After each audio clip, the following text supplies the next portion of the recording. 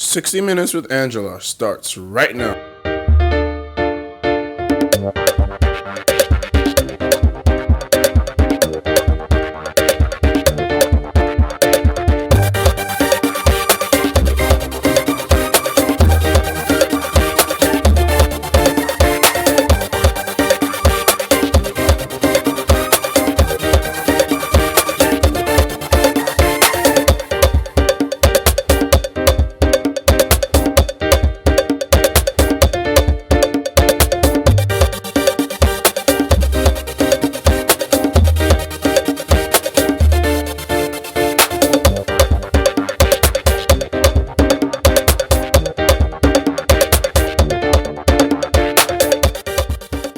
Senator Adeseye Ogunlewe, who represented Lagos East Senatorial District, that's from 1999 to 2003, and a former Minister for Works appointed in July 2003 to March 2006. He joins me on the program today.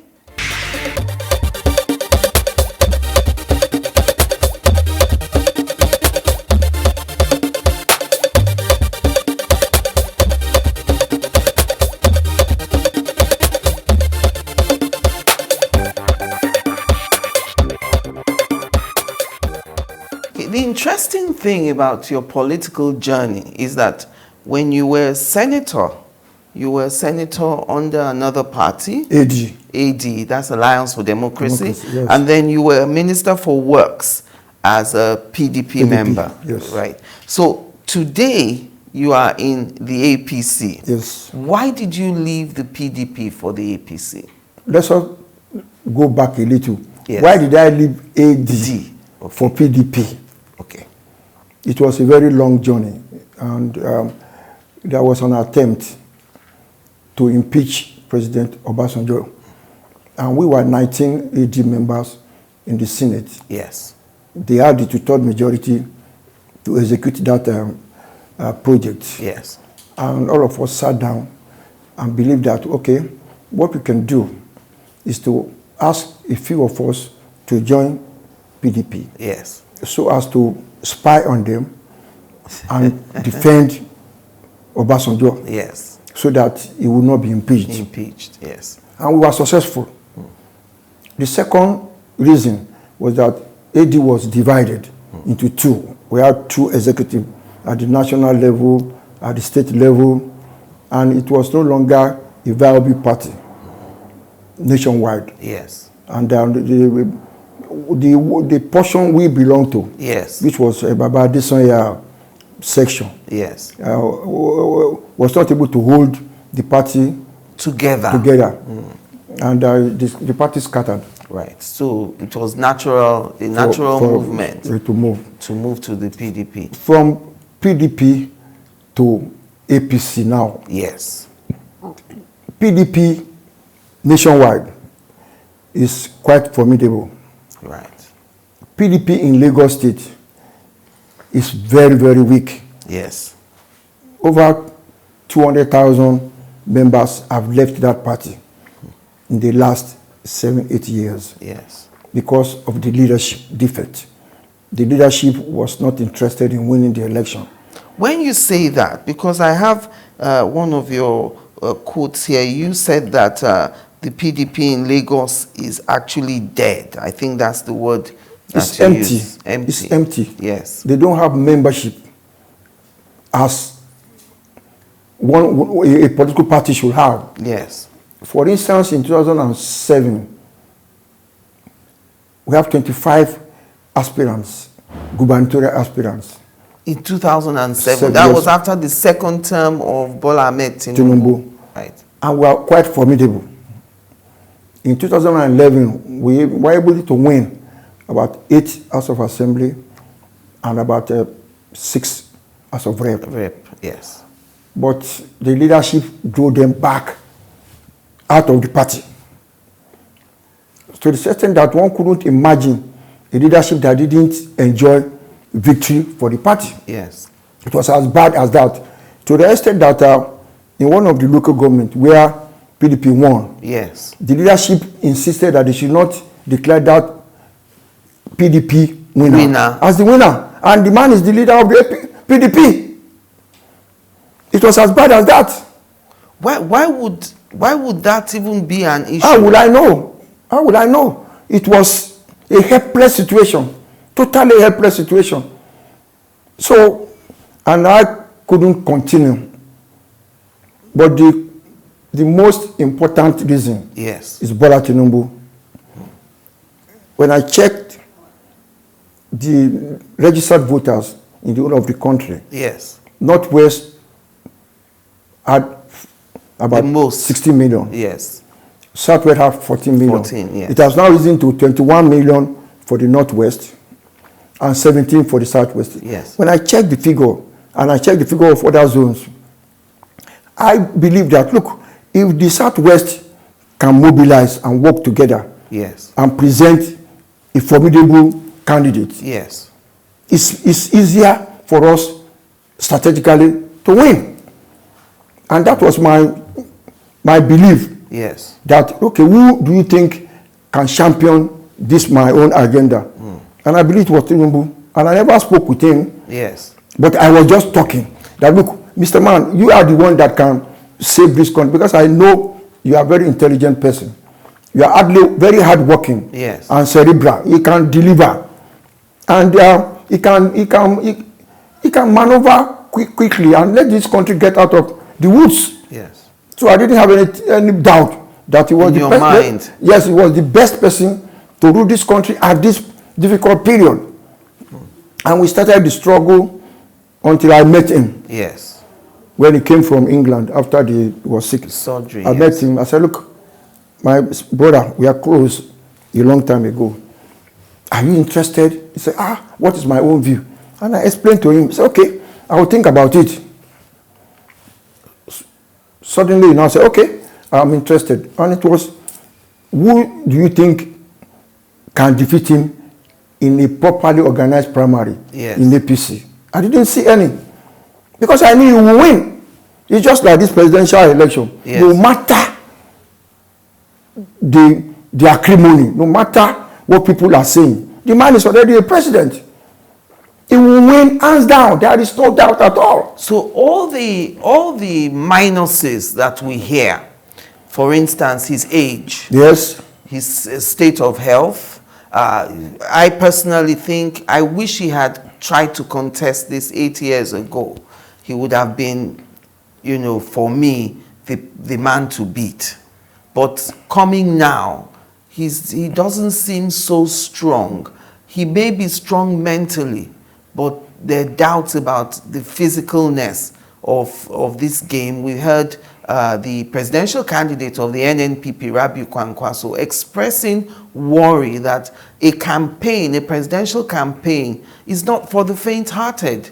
You are not worried in spite of all these minuses? In terms of campaign, he's not going to campaign alone. He's just going to do spot check campaigning at state headquarters. He's not going to go to the local government.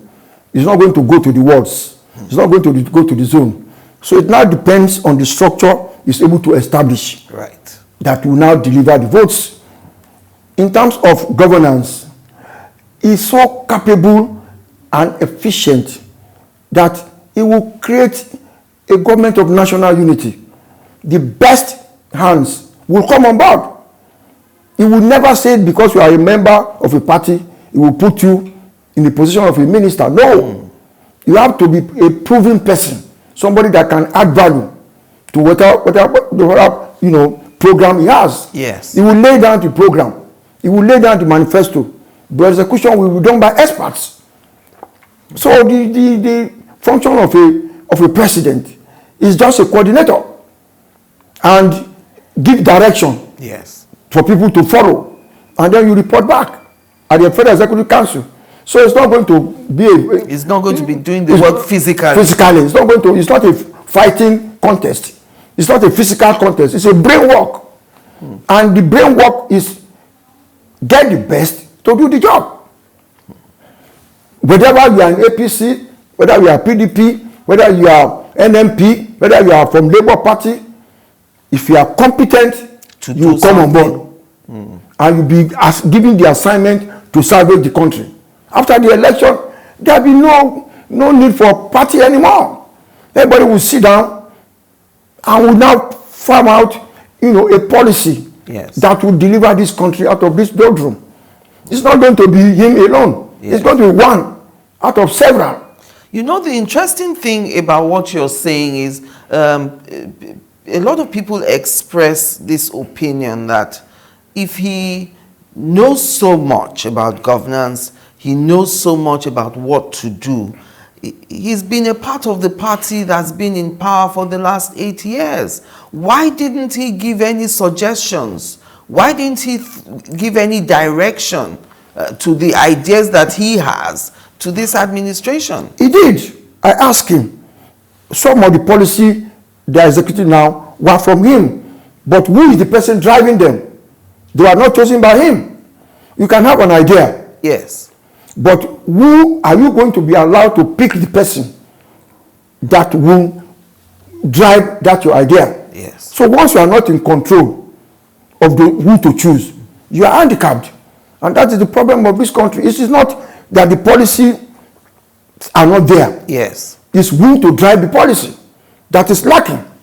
And there are so many Nigerians, brilliant, who can come on board and salvage this country. Yes. And that is what I expect of him. Liberal democracy. Yes. Government of national unity. If you have something to offer, come on board. Let's listen to you. You must be open. If you are a closed door president that is in a cocoon, is in a jacket, you will not have access to information. You will not have access to what is going on. But that is not Bola Tinubu. Every day we will sit down to solve problems. If you have any idea of solution, you can come and see him. It will be an open door policy because my experience in government, yes, and I've been in government for a while, yes, is that the more you open up to advices, you listen to people. Some will be not too, good, convincing. Yes. But the majority of them will be so convincing. You cannot govern as an individual without listening to people. You must listen to people who are a lot more knowledgeable than you can imagine, to add value to whatever you are doing. Open up. The problem of this administration is because they don't open up. They don't listen to advices. They don't have contact with people. If you have contact with people, there will be less problem. Look at ASUU strike. Yes. All the vice chancellors to a meeting. What is the problem? Okay, today if you go and give a proposal, go and solve it. They will solve it for themselves. They are the one on the saddle. On the ground. Yes. You cannot say external people will solve their problem for them because they might be biased. I can see a lot of people who are jealous of academics, and they are special people. Not everybody can be as cerebral as them. Yes. All of us have been in the university system. But for you to graduate from a graduate assistant to a professor, it is not an easy task. No. The number of publications we are making, but you just underrate them as if they are nothing. You cannot do that. Go and see how they build up Russia. It was through the education, or India, or America. The base of any government is knowledge. Once you cannot, utilize knowledge in your country, yes, you are deficient. It is the knowledge in the universities that drives the economy of so many countries. Yes. They'll give them assignment, they do research, they'll tell you this is the way to go. Yes. But where you believe they are your enemy, they can go to hell, they can go on strike. I have never seen anything like this in my life. Why? And this issue is solvable. Very easy. No problem at all. If there is no bad mind, yes, no jealousy, no who are they. You're talking to a professor, you say who are they? You go and try it. And see whether you can become a professor. Yes, you try it. To my mind, in my life, yes, the most difficult thing for me is reading for an exam. Honestly, I was at University of Ibadan. 6 months to the exam like this, to even take your bath was difficult. Yes.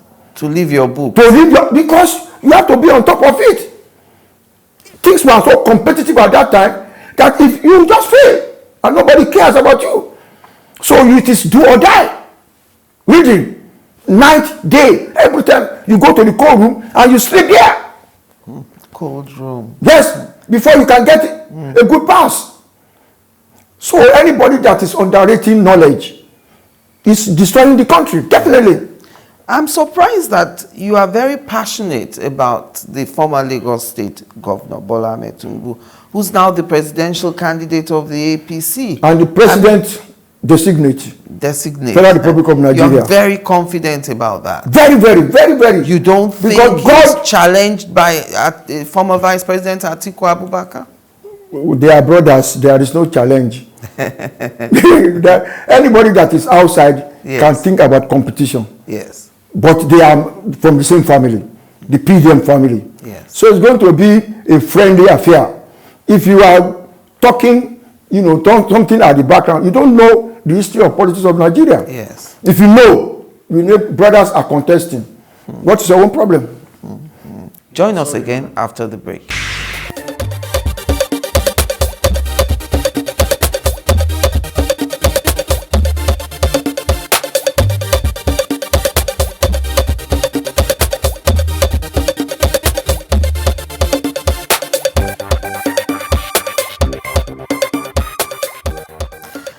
When Tinubu's ambition was still a rumor, you supported the move. Now, in the light of all the events recently, I'm talking about events at the primaries, the loss of Osun State recently, the win in Ekiti, and of course his choice of a Muslim running mate. Are you still confident that Tinubu will be president? I am concerned, but it is solvable. Because the future of this country is far, far more important than religion. The CAN members will come and sit down with him. And they are very knowledgeable people. They are all professors, as you are seeing them. They have universities. They have, educational institutions. Anybody that established an educational institution knows the value of education. Yes. So let us sit down. Okay, you have chosen a Muslim as your vice. Okay, which other position is coming to the Christians? We have Senate President, we have Speaker, we have Chief Judge of the Federation, we have Chief Judge of Court of Appeal. Okay, let us now, we have Attorney General of the Federation. But why not the vice presidential ticket? That one is gone. You don't see that as a problem for the I'm telling you, it is a problem. But you can now negotiate with people that are afraid. Okay, if you don't get the vice president, what is there for us? Yes. Which one can we get to be comfortable with your government? Then they will sit down. It is not only one position. Okay, Osinbajo now is the vice president of the country and he's a Christian. What has been his impact on Christianity? Nothing. So we should not, yes, it's of concern, but it is solvable. One of the reasons it's of concern is because people keep referring to 1993 and the SDP NRC, the period when MKO also had a Muslim running mate. I always say to them that at that time, we didn't have Christians being killed on grounds of blasphemy. So it's very worrying for any Christian now. We actually have a vice president who is a Christian currently, yet we're seeing killings of Christians due to blasphemy. Senator Ogunlewe, can you imagine if both the president and the vice are Muslims? Won't Christians become second-class citizens? If now the Senate President is a Christian, the Speaker is a Christian, how is the equation? Who is more powerful, the Senate President or the Vice President? The Speaker or the Vice President? Who carries the burden of a mandate of a people? who can speak on behalf of people. The vice president cannot speak. He doesn't. On behalf of the people, because he has no mandate to do so. He cannot speak outside the knowledge of his principal, which is the president of Nigeria. What we are thinking is that there is an office that is called Office of the Vice President. There is nothing like that. He didn't even emerge through primary. All the staff are staff of the presidency. The presidency is one. And there is no religion there. Because, okay, who is the principal secretary? Who is going to be the chief of staff? Who is going to be the secretary of the federation? Yes. Those are key important, positions that can checkmate a Muslim tendency. Yes. So these are the things we should be looking at. It is not only one person. I've been in presidency. I've worked there severally. I was a minister. And I know that religion has nothing to do with the running of the presidency. Because it's a conglomeration of all faiths. There are churches there inside the House of Rock. Are they going to close the church? Inside there is a mosque there. And the staff, there is no discrimination. It is only at the top that we talk about this type of discrimination. If there is a national event, we're used to Muslim prayer because there's President Buhari, Christian prayer because there's Vice President Osinbajo. Now, if both of them are Muslim, who will lead the Christian prayer? No, there is nothing like that. Our prayer is the second stanza of our anthem. In the Senate, we don't pray Muslim prayer. We don't pray Christian prayer. No, this prayer is standard. So whether you are a Muslim or you are a Christian, and believe it or not, it is tilted towards Christianity, the prayer. And it is standard. And that is what the state president will read. You don't pray. There is no say, let us pray. Muslim pray for us. No. The prayer is standard. You will just read it, and everybody will say, amen, we go on. We have practiced this thing at the National Assembly, and it's working. They don't pray. So the issue of prayer doesn't matter. Right. For any event we want to do, we know there must be Christian prayer, there must be Muslim prayer. Yeah. Whether you are a Muslim or you are a Christian. And believe it or not, this our man that is called Jagabag Bogu of the world. Yes. That is our incoming president by the grace of God. He can pray more in English language than Muslim. You called him a Muslim Christian. Yes. And so that's why I want us to examine now. Even though you say, yes, the vice presidential ticket is gone.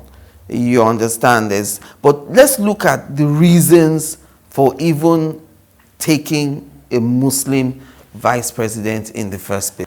The other parties seem to have a perfect formula. And in my thinking, perhaps if the APC had conceded the presidential ticket to a Southern Christian, you all won't be having this problem today, because it would be natural to get a vice that is a Northern Muslim. The 19 governors from APC, yes, who sat down and conceded power to the South, they are 90% Muslim. And one should give them a lot of credit. We should not even talk about Muslim anymore, because it has never happened in the issue of this country for a northerner to say, let the power go to the South. Where has it happened before? We should be happy as Southerners instead of us arguing. Were they not Muslims? But why should we be happy? When we considered it to the North, no Southerner took a form. Yes, they did. No, it is wrong. They did. There was no time that we had a single presidential aspirant. Yes. There be competition. During Obasanjo, there was competition twice. During Jonathan, there was competition until 2014. Yes. When some people deceived him that we have only one form and there should be no competition. And that was the beginning of his downfall. Yes. Once we exclude competition, you are going to lose in this country. We should not talk about how we got to the Muslim point. We should Doesn't that ostracize? We should give a lot of credit to the Muslim North. Doesn't that for conceding yes. power to the South. We should not complicate things. I couldn't believe they could do so, because it has never happened in the history of this country for people from the North, because I was the one that was afraid that they would not give it to him. Yes. That they would dish him. That is their characteristics. Because I remember watching you, I think, on Arise, yes, where you said that, it. Look, don't trust these people. They will not give it to you. But in their own collective wisdom, they said, South, go and bring one person.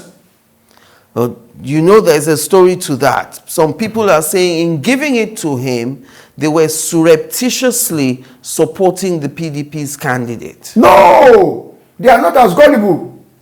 You think a Northerner is stupid to give power to opposition? 19 governors, you have 19 governors now. Yes. Are we now going to say those 19 governors will relinquish their power to PDP? It's so difficult and unimaginable. Power doesn't work that way. It is when you have been in power, you know the danger yes. in conceding to the opposition mistakenly. You will suffer. Opposition can pretend that no, let's do it together. Yes, and then maybe you can decamp to my party. Decamp to my party. When the chips are down, the power that be, they know themselves. You are a newcomer. You stay. When we share, we'll now remember you. So there is no way, and nobody should regard Bola Tinubu as a Muslim. You said that you called him a Muslim Christian. It is a Muslim ticket. Why do you say he's a Muslim? He's not a hardcore Muslim. They are one in marriage. They married in the church. It is not customary marriage with Remi Tinubu. They marry in the church. So if a Muslim marries in the church and still allow the wife to be a Christian, yeah. all the children to be Christians, how can you classify that kind of person? And that's why some people are saying that, look, the only reason he's giving a Muslim this vice presidential ticket is because he is not considered a pure Muslim by the North. 19 governors from the North pick one person for me to be my vice president, and they pick Shetima. Is he going to determine who is going to be the vice president? He's already a presidential candidate. Yes. You think people, you must concede something to this? To the people yes. who gave you that power, who gave you the vote to be presidential candidate. You are not going to consider them. You are going to say, no, you are not relevant anymore. No, you don't run politics like that. Is the party not worried that it's ostracizing all the Christians? No. Christians in the Southwest? Look, leave Southwest. There is nothing like that in the Southwest. All these people that are making noise in Lagos, they should go back to their state and talk about religion. In the Southwest, we don't talk about religion at all.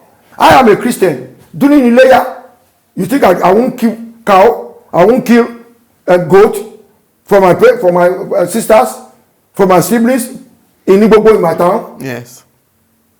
We don't understand what you are talking about. I still have an Ileya in my house now. The Oba of Lagos will send me an Ileya every year.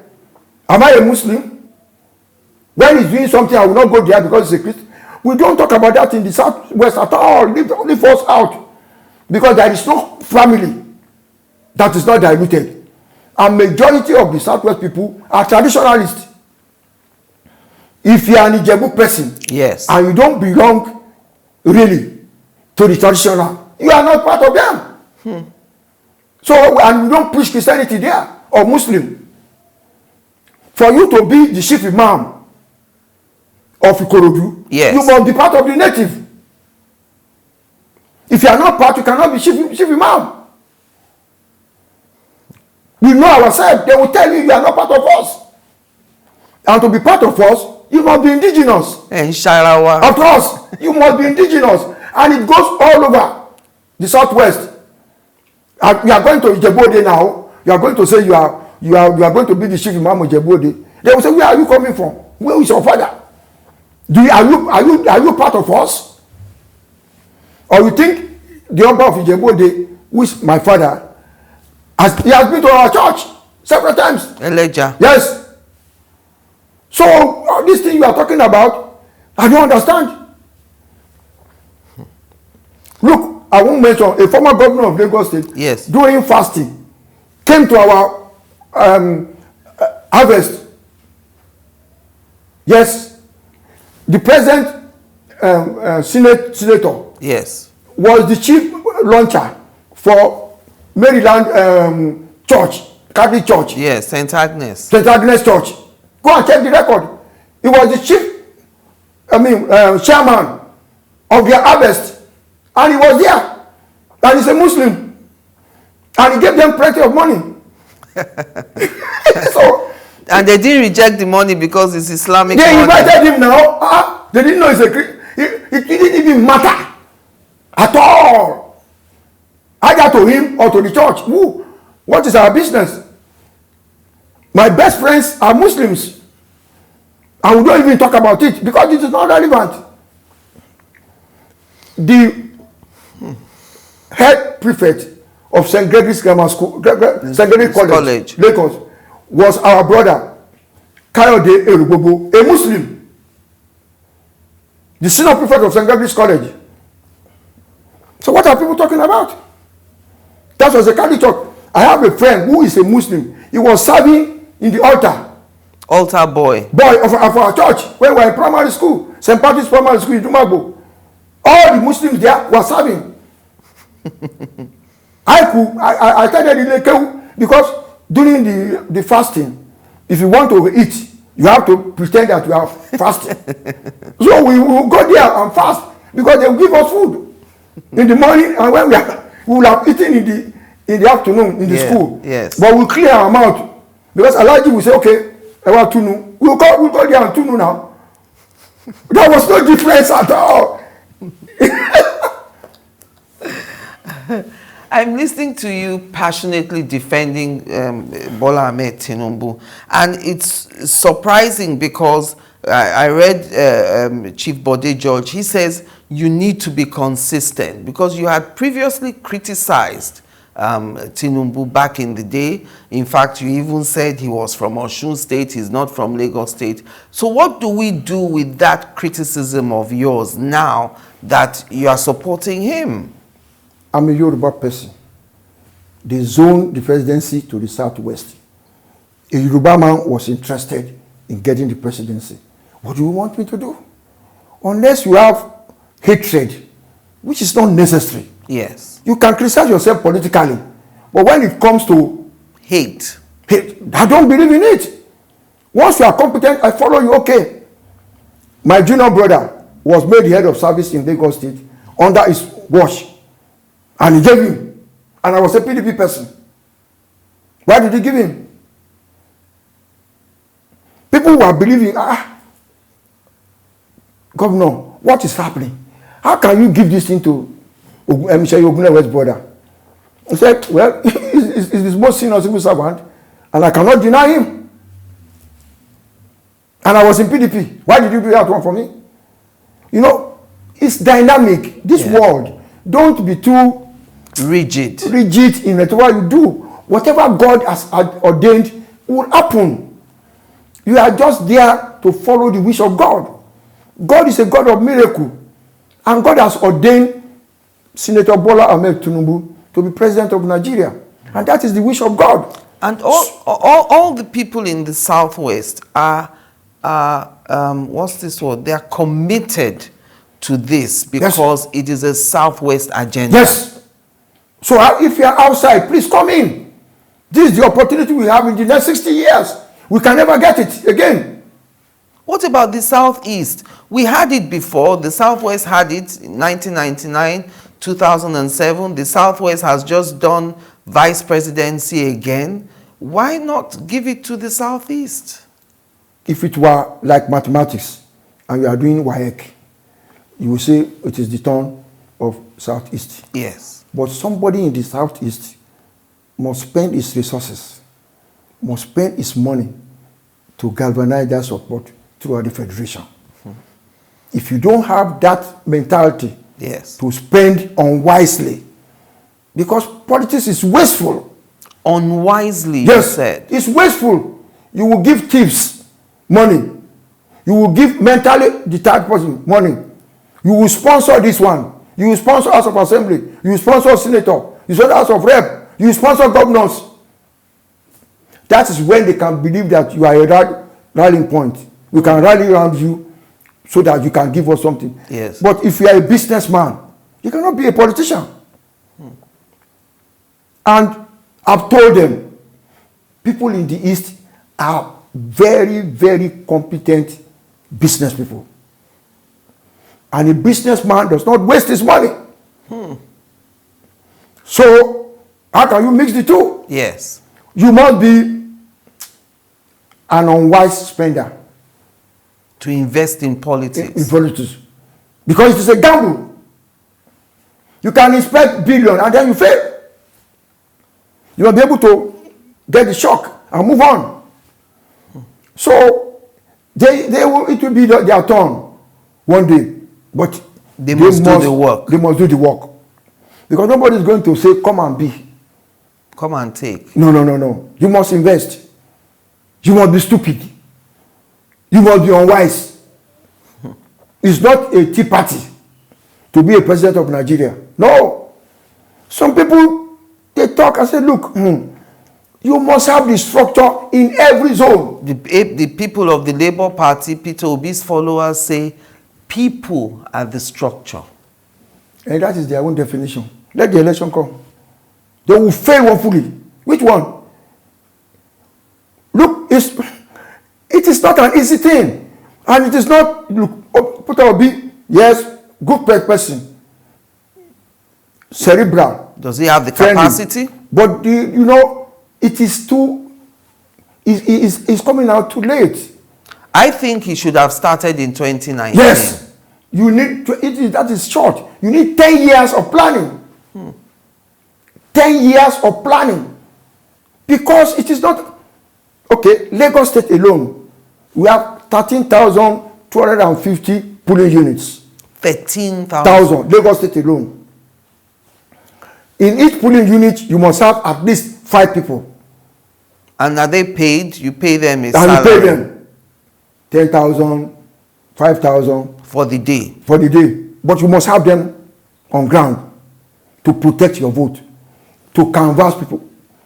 How many people will come out willingly without being, supported to come and vote? Yes. In the central area, fine. In the rural area, zero. Zero. Zero? If you don't have anybody there, who is going to come them from their home to come and vote? When you say, they go around in the rural and they knock on doors. Yes. Yeah, please come out. Yes, mommy. Today is the voting. Okay, mommy. They don't know. The idea of this country is on television. It's on social media. But that is not 90% of the people. They don't know. In the big cities. That we talk about the city alone. But in the rural area, they don't watch television. They are selling. Go to Okeani market. On Sunday they are there. On Saturday they are there. When do they have time for social media? And that is the majority of market women. I have been a market person before when I was young with my mother selling. It was a daily basis. There's no day we are not going to go to the market. Are you going to be watching television? They don't watch television. They are market people. They are there every day. Sunday they are there. So, on the day of the election, where are we going? What did they say? That's what they are going to ask. And it is the people in the area that they will ask. Anonika Dibufun. Yes. And that's what they are going to do. And that's the way they are going to vote. They don't vote through television. They don't even have time to watch television. If you know what market is. Yes. There is no space to gamble. To say you are going to stay there at home and watch. So is it safe for me to say then that the APC is absolutely not worried about the Labour Party in this election? No. That's our least problem. What about the PDP? Yes. We have to be strategic and match them. I cannot lie to you. But Labour Party can grow. But not this time. No. Not yet. Not yet. They are just beginning. Okay, you are Labour. which labor are you going to capture? 90% of the workers belong to the state, belong to the local government. Are they going to work against their government? Which worker are you laboring for? Is it your own, the people you employed, or the people employed by the state or local government? This is deep. So you say you are a Labour Party. Which labor are you talking about? Market women are laborers. Yes. Or students are laborers. Unemployed youth are laborers. So, but if it is the same Labour Party we have abroad in London, it's a different matter. Where every member, Labour means Party of the Workers. Yes.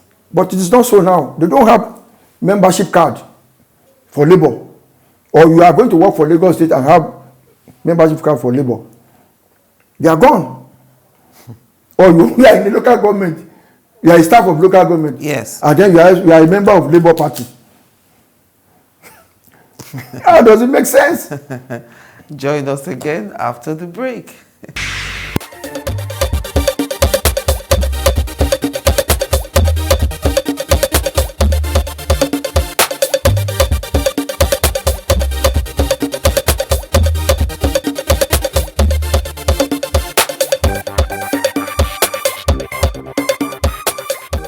Welcome back. So now we know that the APC's administration of President Buhari has succeeded on some fronts. We've seen great infrastructure. We've seen the railway revived. One of the things that he promised, his 3-point agenda, tackle insecurity, that has eluded this administration. What different thing is Tinubu going to do as president that the APC doesn't already know that they should be doing? It is strange for a government not to allow citizens to protect themselves. Very strange. And our law under the Police Act allows for it, that individual can own guns under license. This, you can give license to me to own gun. It is not strange. That is the law. But this government said, cancel that portion of the law and said, don't give guns to anybody, whether you can protect them or not. So you give all these bandits, all these criminals freedom to kill, because they know that you don't have the gun. And it is lack of respect for human rights under our law. Yes. You should be able to say, apply, screen me, give me license to own gun, to protect myself. Yes. And the gun is registered to me. To me. Yes. And you don't give me prescription. It's only going to be for self-defense. If you use it to commit crime, these are the sanctions. Yes. But when you are attacked, defend yourself. That's all. There will be no banditry again. Because they cannot predict what they have in the house. But now they know you are helpless. They can enter the church. They can do in any other crime. You can protect yourself with gun. And once they know that this person has they can have it, you don't know who has it. You don't know who has been given license to. Then the crime will reduce. Because there can be fire for fire. But now they know you are helpless. You cannot, even if you want to have gun, government does not give you the gun. So under strict instruction, to my mind, this is not Bola Tinubu reasoning. Yes. But my own is, let us respect the law. Let people apply, screen them, and give them the gun to go and buy. Then let the bandits come. Train them so that they can defend themselves. Yes. You will not believe the bandits will run away. Why are we using the word bandits? Why are we not just saying they are armed robbers? Is there a special thing with this bandit word? Because they have carried it more than robbery. They've carried it to kidnapping. Right. Paying ransom. Keeping people in the bush for 6 months in the country. Why? But why are we helpless? We did Because NIN, we did BVN. The government has refused to allow us to have guns. They should give us license to have guns. That's all. Give me license to protect myself. And let the bandits come. Let the kidnappers come. But they are not going to meet me, harmless. Yes. Before, I have friends in this facility who have guns. Before we have these gates, yes, they were coming to disturb us. But somebody will fire from his house. They will run away. You will not fire them. But just once fire they know in that the air, you can defend yourself, they will not attack you. Now Nigerians are helpless. How? It is inhuman. Why then should anyone want the APC back, having failed at insecurity? What do you have that is different from what they are doing now? That was your question. Yes. If I have my way, we will import AK-47. The former governor of Ogun State imported 1,000 of them. Every state, I will import 1,000 guns, AK-47, with all everybody ammunition. Apply. You must be to this standard. Maybe you must have attended university. This. You must be this. You must be this. You must be you must have references. Yes. People who we can catch if you misbehave. Which work do you do? So that we won't give it to armed robbers. Yes. Are you a lawyer? Are you a doctor? Are you a teacher? Are you a pastor? Are you an engineer? Yes. Are you an imam in a mosque? Okay, we screen them. Then we give them license. We train them. And the bandits will not know who has all these, instruments. So they will be careful. But because they don't know who has them. So as they are coming, you are ready. One person that is hiding will finish 100 of them. Yes. But when you say no, don't give anybody any license, you are opening all of us to danger, which is unfortunate. How can a non-competent person who is a lawyer refuse to defend himself? Why can't you train him? Why can't you give him a gun? You say, they will misuse it. It depends on the people you give it to. Yes. If you give your professionals, and these people, they don't kidnap poor people. They don't kidnap armed robbers like themselves. They kidnap people that can pay. Yes. That's why can't you protect those people who can pay? Why are you giving them and why are you making them underdogs? And some people will enter a church and kill 20 people, 30 people, and go away like that. Just like that. It is unfair. If one person in that church has a gun, it will be a different matter. One person. Because as they are entering to open, somebody is opening too. They don't have what a bandit doesn't like, or a terrorist is counter. Yes. They want to catch you unawares and dominate you. But it has happened in this environment before. We were attacked in the night, and 2 of our neighbors had guns, and they came out to their compound and started to shoot. They ran away. If you didn't have somebody with that kind of gun, they would have. Now they even go house to house. Yes. To capture people. How can you do that allow that kind of thing to happen? Give one person in that house license to own a gun, and you see the difference.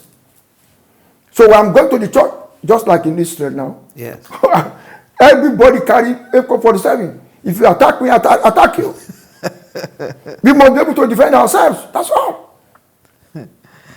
I can't have you here without talking about your time in government. You were a member of former President Goodluck Jonathan's campaign council. Yeah. I understand that at that time, Goodluck was supported by everyone to contest in 2011 because apparently he said he would only do one term.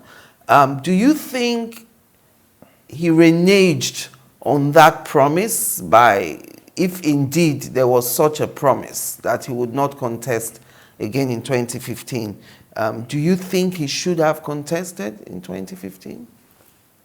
My own view, that he shouldn't have been there at all. Even in 2011? Yes. Why not? Because it was the turn of the North.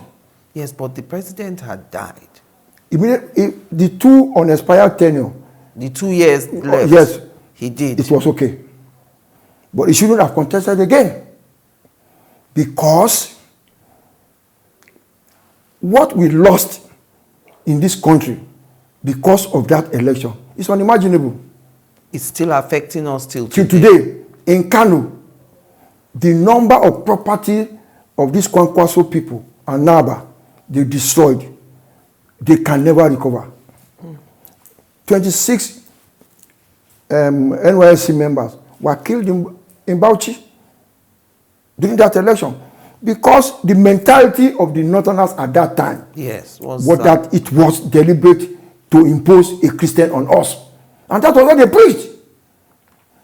At our meeting at the campaign council, yes, our members from the North will tell us, look, this election of 2011, we are going to risk our life because we cannot campaign.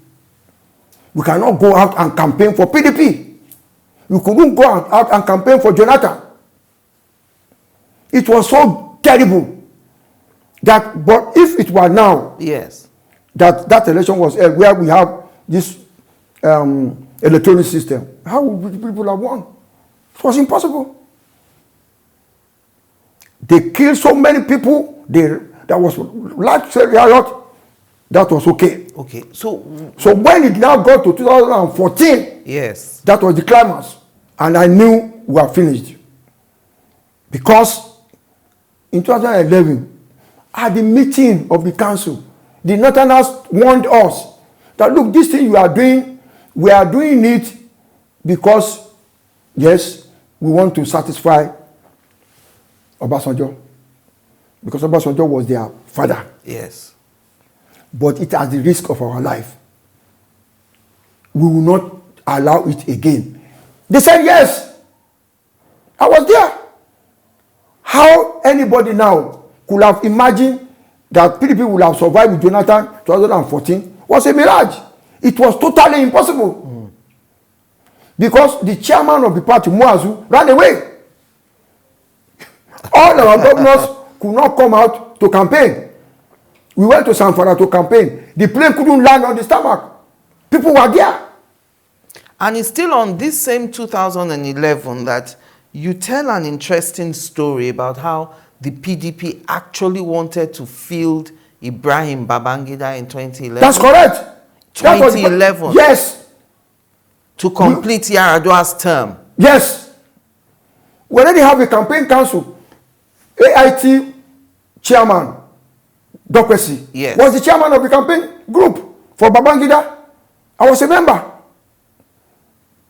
But our Baba Obasanjo came and said, no, it was Jonathan in Ibadan. He called everybody in the southwest to Ibadan, all the governors, and he warned us that it's Jonathan or nothing. I don't want to hear anything. Anybody that goes against my wish, I will finish him. We all kept quiet. That is the truth. So, Obasanjo risked his life, yes, for Jonathan. Risked his reputation for Jonathan.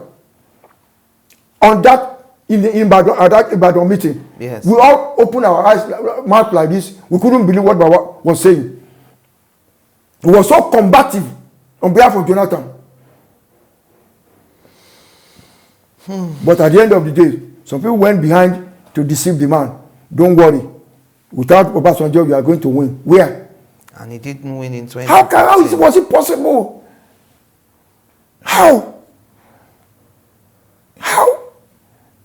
The Northerners were ready. You can't believe what I'm saying. During that period in this Lagos, yes, every mosque campaigned against Brother Jonathan. Muslims who are members of PDP, they don't vote for us. I'm telling you. They voted for Buhari, and they are member of PDP. Oh, thank you very much, Senator Ogunlewe, for speaking with me today. It's been an interesting education, interesting 1 hour. Thank you for having me. It's my pleasure. It's my pleasure. Thank you. And thank you for watching. I'm Angela Ajetunmobi.